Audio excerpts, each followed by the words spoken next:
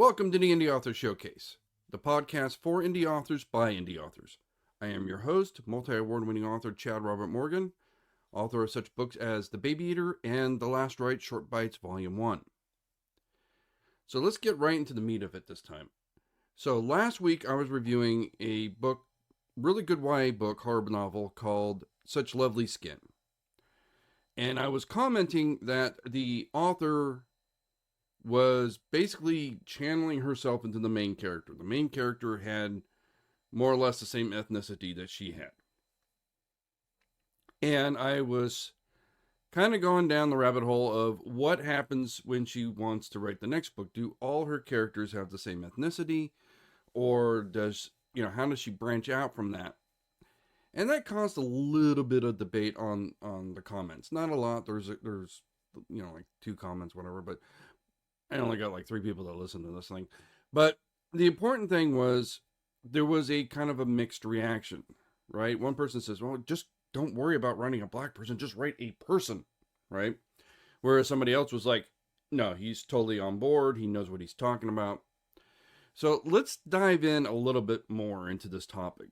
So what I'm going to talk about can apply to any ethnicity, it can apply to any gender, it can apply to any LGBTQ, any religion, it can even apply to any occupation, really. If you are writing a hospital drama like The Pit, yeah, you want very human characters, but you also need to know what doctors do. Otherwise, it's not going to seem real. It's kind of like if you watch Strange New Worlds and they had a show within a show, and we need our brain cells for science things and stuff. It comes across as inauthentic if you don't know what you're talking about, right? So let's start with the first comment. Just write your characters as if they are human. I think, because I started going around, I was like, I agree and I disagree. I agree, and I turned it with my head, and I finally, I think that is the place you start, right? In other words, and this was a problem I had a little bit with Fear, is because I wrote 2 LGBTQ characters, but one I wrote as a character that was LGBTQ. The other one started as an LGBTQ character. Now, I've talked about this on the podcast before. What is the difference? The difference is one was a full-fledged character that happened to be gay. The other one was a guy whose sole purpose originally, the reason why he was created, was to be the gay character. And that's bad. Okay? And I'm saying that it kind of snuck into my own work, right? I kept trying to flesh him out to make him a full character, but his origins kept pulling me back to, why does he have this issue? Because he's gay. It's like it kept coming back to the core of his character. So in that sense, yes, I should have followed this person's advice. I should have wrote them as a character first. I do think that eventually both of them became characters that were gay instead of gay characters, but one of them I did struggle with more than the other. One of them was just a character that was one aspect of her character, where she was dealing with her sexuality. The other one, that was the main crux of his problem, right? Was how he thought people perceived him, how he perceived other people, how he was treated. It all seemed to cycle back to that. And I kept trying to make him more. And the problem probably resulted from the fact that I didn't start with him as a character. I started with him as a gay character and tried to work backwards. And that's why it was a struggle. So I would agree that that's the place to start, right? Don't think of yourself as saying, well, I need a black character. So say, no, I need a character. What makes him a character? And design him any other way. I need a gay person. Don't start writing a gay person. Just write a person and then work up to him being your gay character kind of thing, if that makes any sense. Because we all have the same kind of foundational issues, right? We all have the same fears. We all have the same wants. We're all human. And that's what's going to make your characters believable, is if they're human. I've mentioned this before. This was one of the reasons why, like, I got upset with, like, Glee after a while, right?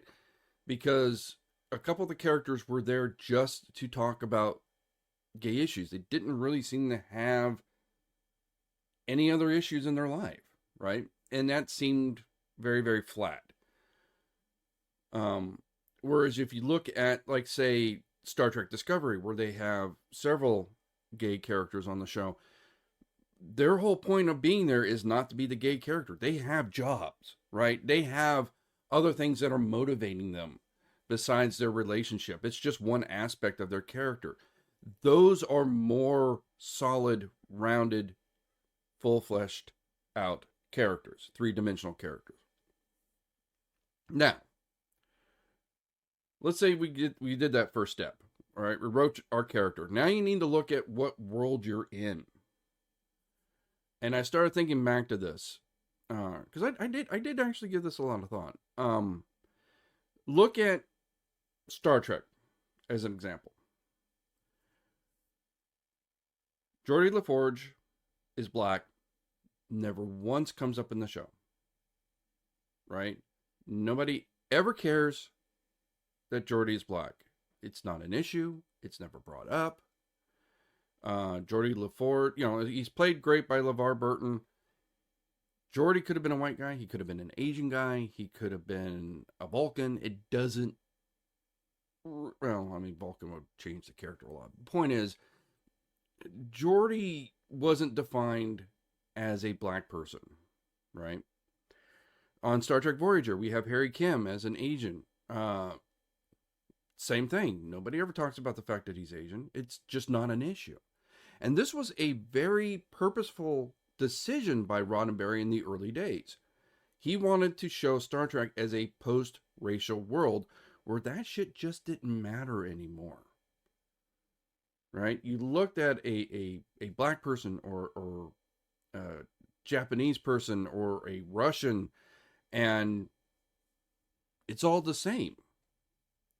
Right? In fact, that's one reason why in season 2, Chekhov was added, because it was deep in the Cold War, and he wanted to show that, yes, we're not only a post-racial world, but we're a post-political world, where things like, Western versus East, Warsaw Pact versus NATO, that kind of stuff's gone too. And the only thing that ever was made out of Chekhov being Russian is this running gag that apparently the Russians did everything. Oh yes, the Lewis Kettle, I'm sounding more like Scotty, but you get my idea, Chekhov was always like, oh, no, I don't know about English. Russian, maybe, I don't know, but English, Shakespeare, never heard of, that kind of thing. And that was, again, a very purposeful decision by Roddenberry.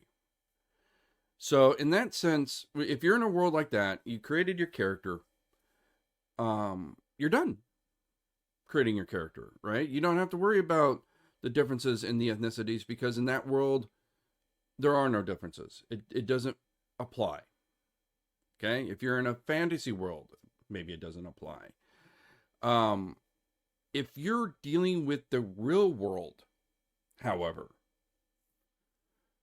then you might need to start looking into how that does apply, because unfortunately we are not in a post-racial world right now. And I was at LA Comic-Con, and we'll get to LA Comic-Con in a bit. I was at LA Comic-Con, and one of the authors was literally selling a book. I forget the exact title, but it was basically what to do when the police pull you over, and there was a black guy in the cover.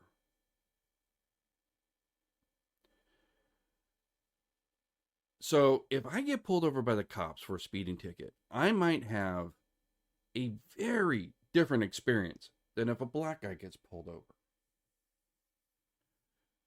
I might have a very different experience than if a woman gets pulled over. Now, in a perfect world, we wouldn't. In a perfect world, we would all have the same experience. But when we're not necessarily writing in a perfect world. In fact, we may be writing in a world that's even more flawed than the one we live in, depending on what we're trying to accomplish in this story. So let's take it one step further. Let's say it doesn't matter what race he is. I being pulled over would have a different experience than, say, a lawyer being pulled over or a cop being pulled over. Right? Let's get out of race or gender, get into occupation. Right? As basically a civilian, I know what I would do, but what if I was a fellow cop? What if I was a lawyer that was being pulled over, and the cop was, maybe dirty or not doing their job right or incompetent or something like that? And how would you fight back, being a lawyer? So the question becomes, getting back to the original premise. So the author of Such Lovely Skin, she wrote what she knew. And that's an old adage that you hear a lot of time, write what you know. And the reason we say that is because then it comes off as authentic, because you know the material. You don't go writing for the pit if you don't know what happens in an ER. You don't go writing a law procedural, about a bunch of law stuff, if you've never been inside a courtroom, right? John Grisham knows law stuff, and he writes about it constantly. That's what he knows. You have some people that write only about, military fiction, because they served in the military and they have that experience.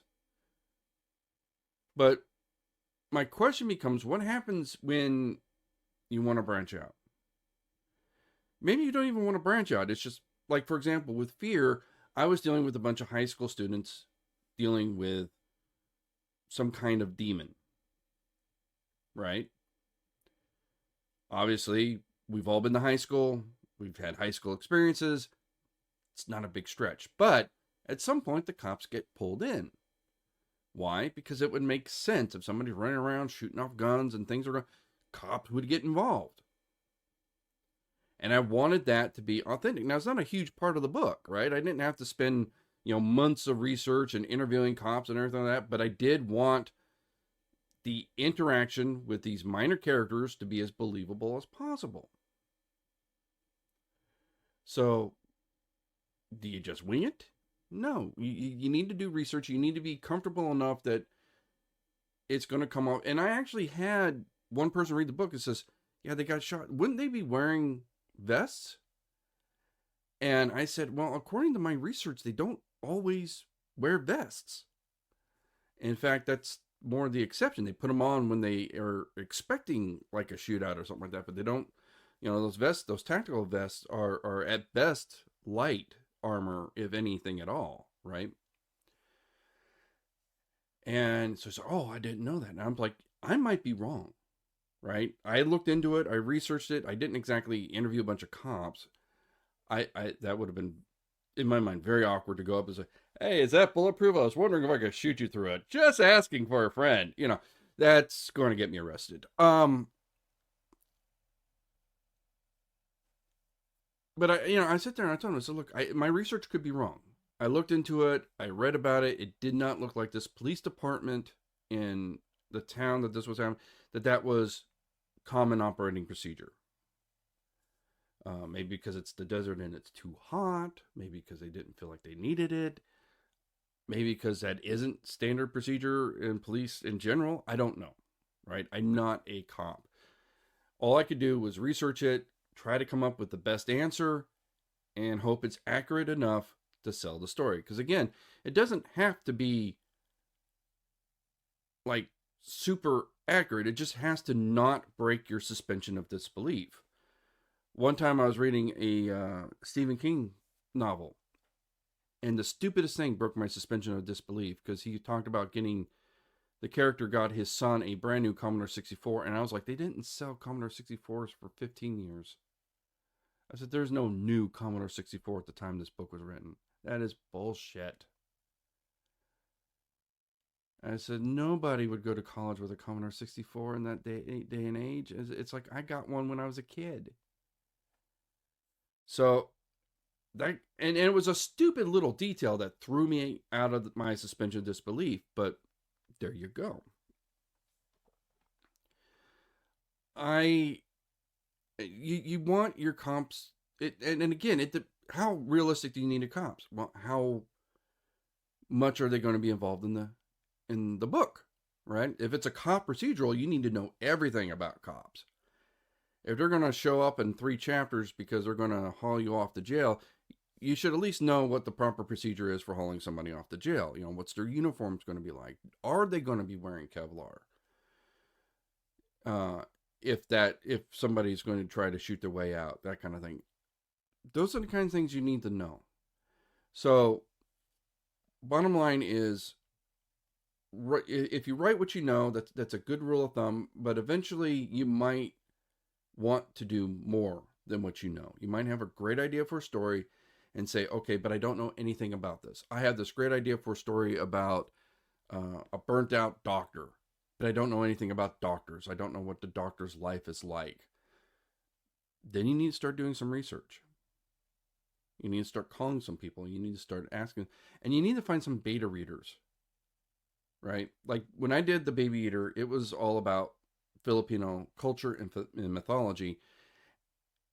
And as I stated before, I had a live-in consultant, right? So I would get her to read the stuff, and she would tell me, there would be times when she'd read this, and she'd go, when did you go to the Philippines? And I said, no, I just did some research and put that into the book. Then there was times when she would read it and goes, yeah, none of this is right. This is all wrong. And I would rewrite whole scenes. Because we wanted it to be authentic and realistic. So, bottom line is, if you're writing a character, start with writing him as a character, as a full-fleshed out human being, right? Start with that. Then you need to see what the world is that you're living in, and if that world is modern day, or is it some sort of fantasy world where things like, race and religion doesn't apply. Okay? If you're in Star Trek, fine. Race and religion doesn't apply. If you're in the real world, well, it probably does. It might. Again, it depends on the book you're writing. Then the third step would be, in that case, if you're writing somebody who's a different religion than you, or a different race than you, or a different sexual orientation, or even somebody who's got a career that you are not familiar with, you need to start doing some research. You need to start talking to people. You need to start reading some books. You need to start taking notes. Because you want your character to be authentic as possible. Don't go off of like, oh yeah, I made this character like Dolomite from the show. It's like, no, nobody's going to buy that. That's unless you're purposely trying to piss people off, or you're doing some sort of satire. That's not going to fly, right? So I guess that was really the whole point of what I was trying to say in that small segment is, what do you do when you're not writing what you know? That's really what it boils down to. And the answer, you research, you talk to people, and you have to bounce your stuff off of people who do know what they're doing. You're writing a cop procedural, you better have a cop buddy that's willing to read your work and tell you what you got wrong. If you're a white person writing about the black experience, you better have some black friends that can sit there and going, yeah, no, that's not right. Change this, add this, that kind of thing. If you are a straight white male who's writing about LGBTQ characters, it might help if you had some LGBTQ friends that could sit there and read it and say what they feel about it. It's really what it boils down to. We want your characters to be authentic. We want them to be realistic. And sometimes that means doing something other than just sitting down and writing, which is unfortunately what we as writers kind of want to do. Unless you're like my friend Scott, who will do research for like 10 years before he starts writing a single word. But some people are like that. I think Raven was like that too, because she talked about the research that she put in her vampire novels. And just I guess some writers are like, I'm not like that. I just want to write myself. Um, but I've talked to a couple that they just love the research. And I think they just want to do the research, and the writing is almost secondary at that point. But I think we've hit this topic to death. Let's talk a little bit about LA Comic Con. I went there as a guest. I did not visit LA Comic Con. I wanted to check to see if it was something I wanted to do possibly next year, and I'm thinking yes. I think it was really big. It was. So I've been to the LA Convention Center many times for things like SIGGRAPH, E3, HorrorCon, and there are multiple halls, and they will open up more depending on how big the event is. HorrorCon, for example, only had a section of one hall open, right? This one had the entire convention center, right? Both sides of the street, all three main halls, little side hall. They even had a little horror section just dedicated to horror, which was really nice. I like that. It wasn't all that big, it wasn't all that great, but I do like that there was a dedicated horror section. That was cool.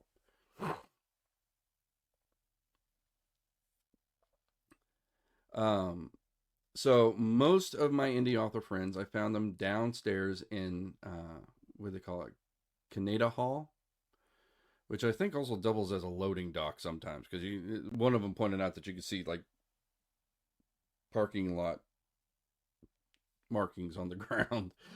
Some of them were grousing about it. They were down in the basement. I'm used to this convention center, so I remembered going there for like E3 and then going down the Canada Hall where all the kind of more indie people were, right? That's a little typical. But down there in Canada Hall was also where they were doing the autograph signings. So, I mean, if you wanted to get an autograph from Elizabeth Olsen or David Tennant or Billy Piper or Paul Bettany or Charlie Cox or Vincent D'Onofrio or Christian Ritter, who are all there that weekend, you're going down to Canada Hall. So, in that sense, I'm not sure what they were complaining about too much. You know, some of them were, some of them weren't. It was a mixed bag. They were all tables. There was no full booths down there. I do think it was. I mean, it was really busy. It was really busy. Table costs were not that high, not compared to a full booth. Now, I will say the one thing that I think confused people was, so Canada Hall was considered Artist Alley. There was like 3 Artist Alleys, right? There was one in the first hall where we went into, and that was more anime style, right? That was like the anime section of the convention. Then we went across the street past where the horror section was to the other hall, the main hall, and I found a cluster of more indie authors there. And then I went downstairs where the main Artist Alley was, and I found a bunch, and I swear I wanted to get as many books as I could. I just don't have the money anymore. I'm broke as shit. Several donated, which is great. We're putting them on the TBR list. I want to get to them as soon as I can. Several were on audio, on Audible, which these days, since I'm, driving a lot now, I tend to hit up Audible a lot. So that was a little bit helpful as well. But yeah, no, for indie authors, I thought it was a very strong showing, and there was a lot. And what was really nice is I saw some new faces, right? I saw some old familiar faces. I saw some people I knew. I also saw a lot of new people, and that was worth the price of admission, because I You know, I missed that at like Creep IE Aftermath, for example, because everybody at Creep IE Aftermath I already knew. And, you know, again, there's nothing wrong with old friends, but, you know, I want to expand the showcase and showcase a bigger variety of people, and I can't do that if I don't meet them. So, in that sense, LA Comic Con was a huge success because I finally got to meet a plethora of new authors that I had not seen before. And a few that I had seen before, but I hadn't gotten around to getting their books. And I think I still didn't get around to getting their books, but I'll get it next time, I swear. Okay. So, LA Comic Con, very good. Recommend going. Recommend vending there if you're an indie author. Although I do think they need to do a little bit better work with getting the flow of people down there. But still, not bad. So, on that note, let's get on to this week's review. This is our third kids book this year. I think when we do our Book of the Year award, we're going to have a special category just for kids books because we've done enough of them. This one I got at Monsterpalooza, or Son of Monsterpalooza, a while ago. And it is Afraid of Everything. Now, this is definitely written for a younger book, or a younger reader. Adam Tierney here has written basically alphabetically a short story for every kind of phobia that he can find for every letter of the alphabet. So, as you can imagine, there's only so many letters in the alphabet, so it's a fairly short book. Again, for younger readers, I think this is great. Each one is very, very short because, again, each one is just a page. Some of them are quite clever. They're a little bit more limerical. It kind of harkens back to Halloween, where Josh Spiro would sometimes break into poems, as an example. You have this one here.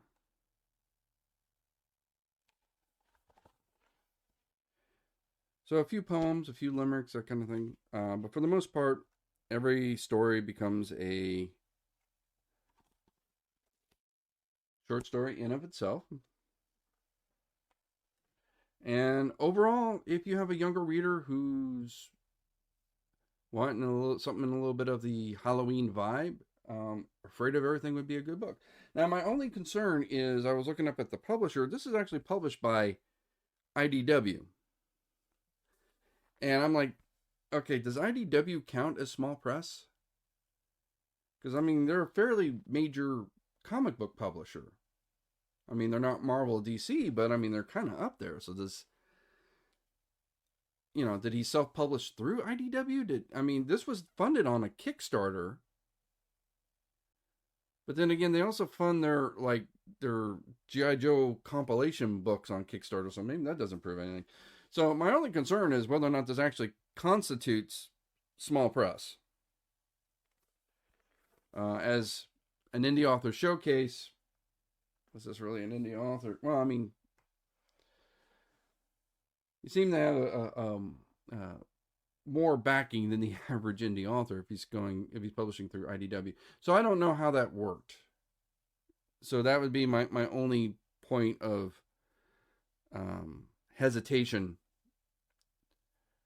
being that this is the indie author showcase and we are here to showcase indie authors. So this, in terms of meeting that criteria, he might be fudging it a little bit. But it is a good book, and I would recommend it for younger readers.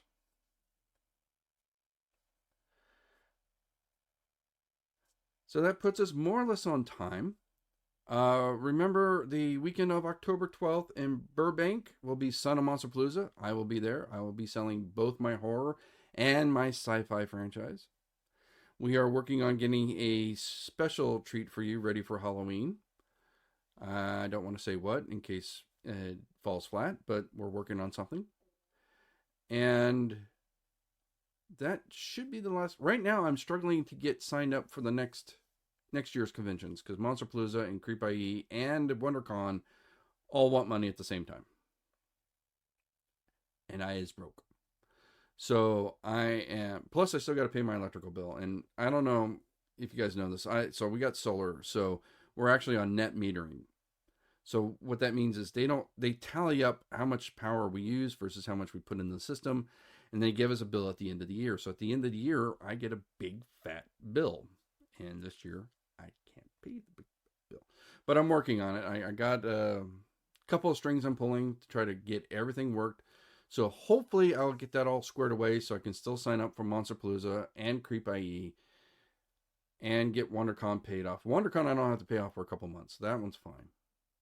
So we'll be at WonderCon. I'm pretty confident in that. I'm working on the other two.